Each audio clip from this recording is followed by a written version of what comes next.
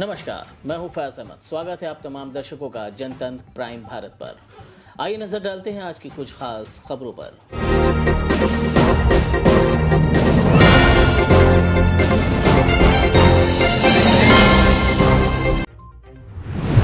नमस्कार, आदाब। जनतंत्र प्राइम भारत में आपका एक बार फिर से स्वागत है। मैं हूं आलम।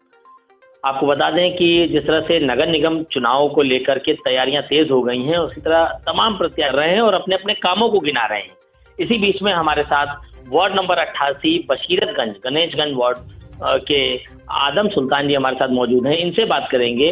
काफी लोकप्रियता और युवा हैं और प्रयास कर रहे हैं कि एक अच्छा पार्षद प्रतिनिधि बनकर आपके सामने उतरे हैं और आम आदमी पार्टी से ये चुनाव लड़ रहे हैं। इनके साथ खास बातचीत करते हैं। सर, पहले तो बहुत बहुत स्वागत है आपका। बहुत बहुत धन्यवाद आपका। सर, पहले ये बताएं कि जिस तरह से ये चुनाव की प्रक्रिया शुरू हुई और नगर निगम चुनाव जो है लगातार करीब आता जा रहा है, और इसको लेकर के क्या तैयारियां हैं और किस तरह से जो है आगे कदम बढ़ा रहे हैं? जैसे कि हमारा वार्ड जो है बशीरतगंज गणेशगंज वार्ड है, वार्ड नंबर 88। ये वार्ड का परिसीमन में थोड़ा एरिया बड़ा भी है और अभी हमारा कार्य जो है इस वार्ड को समझने पे है कि किस तरीके से परिसीमन किस तरीके से किया गया है मैप वाइज, और कहाँ पे किस तरीके से हमको जनसंपर्क अपना करना है, कौन सी समस्या लोगों के बीच में उत्पन्न हो चुकी है या उत्पन्न ऑलरेडी है, किस तरीके की नालियों का निर्माण हो रखा है, सीवर की समस्या है, बिजली की समस्या है, स्ट्रीट लाइट की, या कहाँ टंकी पानी की टंकी की व्यवस्था नहीं है, या यहाँ पे सुव्यवस्थित मतलब जल निकासी नहीं है।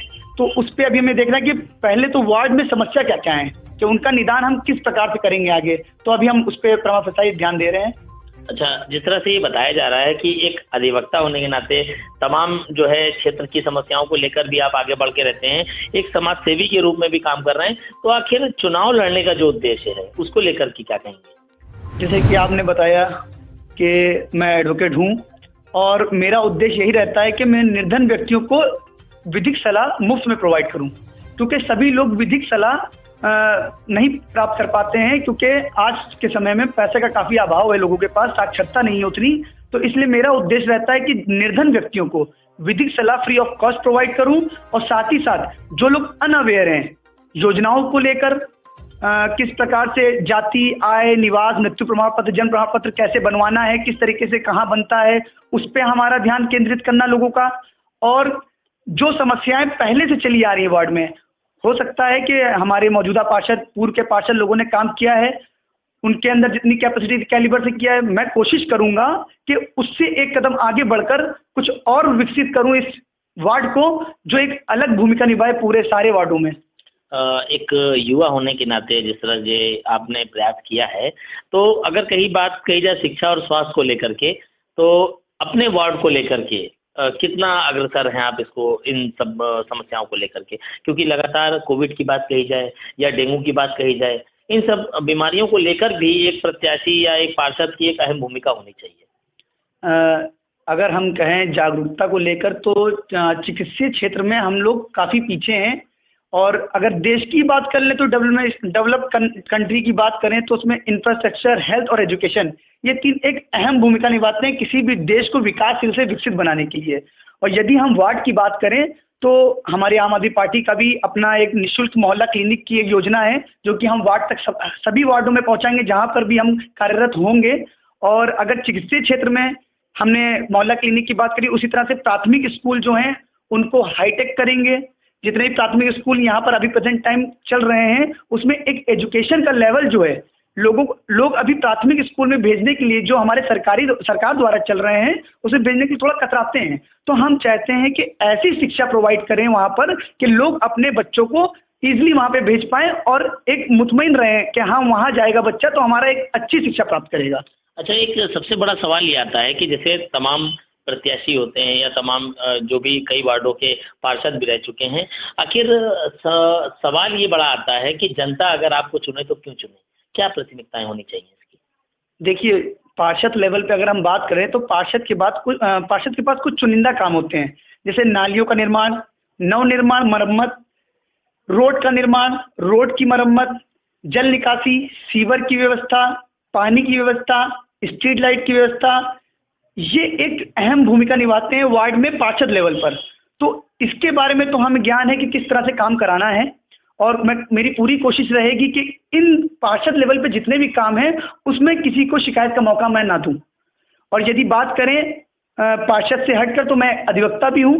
मैं पूरी कोशिश करूंगा कि हमारे वार्ड में किसी प्रकार का कोई भी विधि से रिलेटेड यदि कोई मामला उत्पन्न होता है तो मैं सबसे आगे खड़ा रहूं, क्योंकि हर व्यक्ति विधि की नॉलेज नहीं रखता, लेकिन एक अधिवक्ता होने के नाते मैं उसमें अपने रूम में मैं ज़्यादा तो नहीं पर इतना जरूर कहूँगा कि मैं सभी लोगों के लिए पार्षदी लेवल पे नहीं, विधिक रूप से भी सहायता प्रदान करने के लिए हमेशा तत्पर रहूँगा।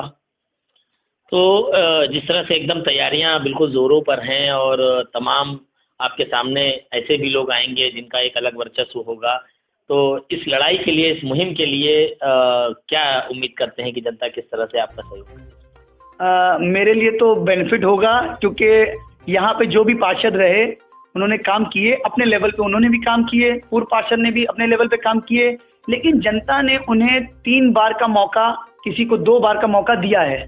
यदि वो संतुष्ट होंगे तो जाहिर सी बात है वो उनको सिलेक्ट करेंगे पुनः। और यदि उनको मुझसे कोई एक नई उम्मीद होगी कि हाँ मैं कुछ वार्ड के लिए बेहतर करूंगा, वार्ड के समस्त नागरिकों के लिए बेहतर करूंगा, तो हो सकता है वो मुझे इस बार जरूर मौका देंगे और मैं उनके इस मौके को उनको निराश नहीं होने दूंगा। तमाम लोग कोशिश करते हैं, कोई सामाजिक क्षेत्र में जाता है, कोई राजनीतिक, तो आपने ये जो चुनाव लड़ने का जो एक मतलब शुरुआत की, आप चुनाव लड़ने जा रहे हैं, तो कैसे, क्या आपके दिल में आया, कोशिश की हमको ये करना चाहिए या लड़ना चाहिए? दरअसल बात ये है कि मेरी क्वालिफिकेशन जो है वो है बीकॉम, एलएलबी और एलएलएम। पहले मैंने बीकॉम किया था, मैं बैंकिंग सेक्टर में जाना चाहता था, फिर बैंकिंग सेक्टर में ट्रिग्नोमेट्री आने लगी, फिर मैं एलएलबी मैंने किया, क्योंकि मेरे पास अधिकतर लोग आते थे कभी कोई काम, कानूनी कार्रवाई, कभी कानून से रिलेटेड कोई और चीज़ जानने के लिए, तो मैंने एलएलबी किया। साथ ही साथ जब मैं एलएलबी कर रहा था, अब मेरे पास वार्ड की समस्या आने लगी कि ये चीज़ नहीं है, वो चीज़ नहीं है। इवन हमारे पास तो मतलब एक अधिवक्ता को आदमी संपूर्ण समझता है कि उसको सारी नॉलेज है। यदि मीटर लगना है तो, हाउस टैक्स जमा करना है तो, यदि आय प्रमाण पत्र बनना है, जाति प्रमाण पत्र बनना है, तो मैंने सोचा जब मैं समाज सेवा कर ही रहा हूँ तो निचला स्तर जो भी है वो है वार्ड। यदि हम वार्ड को एक अच्छा कर पाएंगे तो फिर हम विधानसभा को कर पाएंगे। जब विधानसभा अच्छी होगी तो हमारा जिला अच्छा होगा। तो सबसे निचले स्तर से ही आदमी स्टार्ट कर सकता है। तो मैंने सोचा जब समाज सेवा करनी है और सबकी समस्याओं का समाधान करना ही, तो क्यों ना मैं पार्षद के रूप में करूं। जब मेरे पास थोड़ी पावर होगी, मेरे पास काम करने की क्षमता होगी, इस वजह से मैंने अपने प्रोफेशन के साथ साथ मैंने सोचा एक पार्षद पद को भी ग्रहण करूं आप लोगों की सहायता से। मैं जानता हूं बशीरगंज, गणेशगंज वार्ड की सारी जनता बहुत समझदार है, जागरूक है, साक्षरता दर में भी बहुत आगे है, और मेरी बात उनके दिल तक पहुंचेगी तो जरूर मुझे मौका देंगे। एक सवाल वैसे तो आखिरी था, लेकिन एक सवाल और आ गया दिल में और पूछना चाहता हूँ, पूछ लूँ आपसे कि आपने आम आदमी ही पार्टी क्यों चुना? तमाम पार्टियां आपके पास हो सकती थी, आप कोशिश करते तो तमाम पार्टियों में अपना आवेदन दे सकते थे। अगर बात करें पार्टी की, तो हर एक पार्टी की एक विचारधारा होती है। भाजपा की भी अपनी विचारधारा है, समाजवादी पार्टी की भी अपनी विचारधारा है, बहुजन समाज पार्टी की भी है, कांग्रेस की भी है, आम आदमी पार्टी की भी है। विचारधारा होना और विचारधारा पे काम करना, ये दोनों अलग अलग पहलू हैं। यदि आप किसी भी पार्टी की विचारधारा खराब नहीं होती है, बस उसको इम्प्लीमेंट करने में समय लगता है, क्योंकि सभी लोग सही मिल जाएं या सभी लोग गलत मिल जाएं तो किसी पार्टी की विचारधारा पूरी नहीं हो सकती। यदि सही मिल गए तो विचारधारा आगे बढ़ सकती है, और गलत मिल गए तो विचारधारा पार्टी की चाहे जितनी अच्छी हो उसका इम्प्लीमेंट नहीं हो सकता।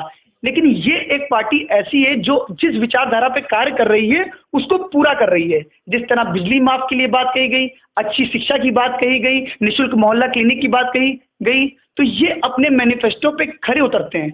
इस वजह से मैंने इस पार्टी को चुना। क्या लगता है आपको कि जिस तरह ये दिल्ली में काम कर रहे हैं, तो क्या यूपी में भी इसी तरह से ये पार्टी जो है इस तरह से काम करेगी? बेशक करेगी। यदि दिल्ली की जनता समझदार थी, उन्होंने चुना, वो काम कर रही थी। पंजाब में आप देख लीजिए, अब गुजरात में भी देख लीजिए, गोवा में भी 2 सीट हमारी है। तो कहने का मतलब ये है कि जनता आपके कामों से चुनेगी, आपके नामों से नहीं चुनेगी। तो यही हमारी भूमिका है। जनता हमारे कामों से यहाँ दोबारा मौका देगी, इस बार मौका देगी तो दोबारा जरूर मौका देगी, क्योंकि हमारा कार्य करने का जो कैलिबर है वो जनता तक के जरूर पहुंचेगा। लेकिन सबको एक मौका चाहिए होता है।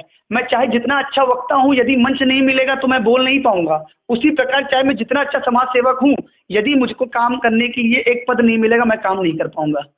चलिए, बहुत बहुत शुक्रिया आपसे बात करने के लिए। और ये थे हमारे साथ आम आदमी पार्टी के प्रत्याशी आदम सुल्तान जी, जो युवा होने के नाते इन्होंने एक बहुत अच्छी एक अपना प्लेटफॉर्म बना रखा है और वार्ड नंबर 88 बशीरतगंज गणेशगंज वार्ड से ये तैयारी कर रहे हैं। और जिस तरह से इन्होंने एक सारे पहलुओं को लेकर अपने वार्ड को जिस तरह से वार्ड को विकास करना है वार्ड में, उसको लेकर के इन्होंने पूरी अपनी तैयारी कर रखी है और इसी तरीके से एक एक्सक्लूसिव इंटरव्यू में इन्होंने अपनी पूरी बात रखी है।